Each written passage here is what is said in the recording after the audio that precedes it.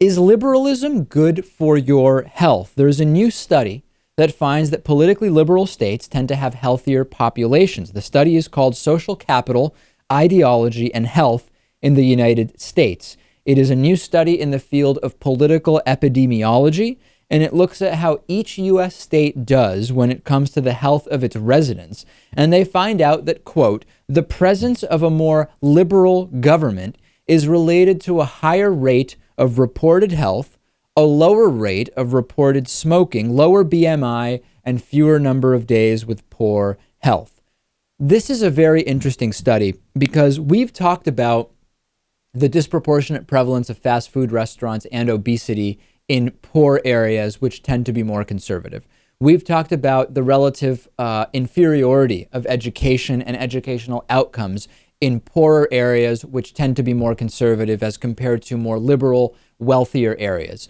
The issue I have with the study is spot on, which is that absolutely people are healthier in more liberal states. However, there are two parts to this. The study talks very specifically about how liberal states spend more on health, and as a result, that leads to better health outcomes and healthier people. That's a part of it.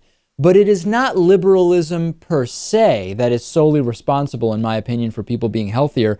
It is really a financial and socioeconomic thing, right? Why are people in the South eating more fast food? It's because they are poor and because they are less educated about fast food being unhealthy.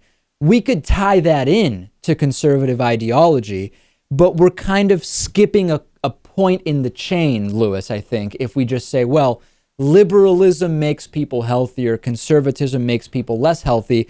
There are very specific things very much related to the political, the socioeconomic impact and the financial impact of liberal versus conservative policy. So do I disagree with the study? Absolutely not. I think it's oversimplifying, though. Right. There is the socioeconomic aspect, but I would also think that it's just the mind of the people involved.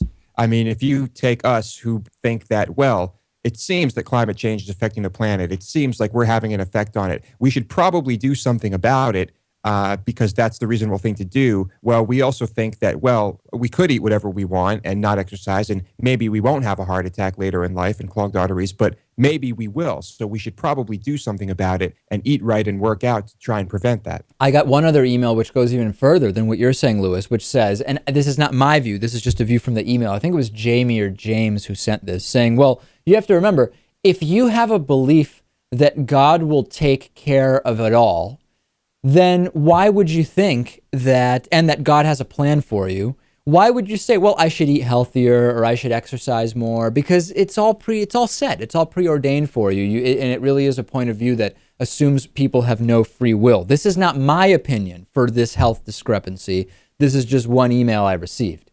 Yeah, that's another interesting one.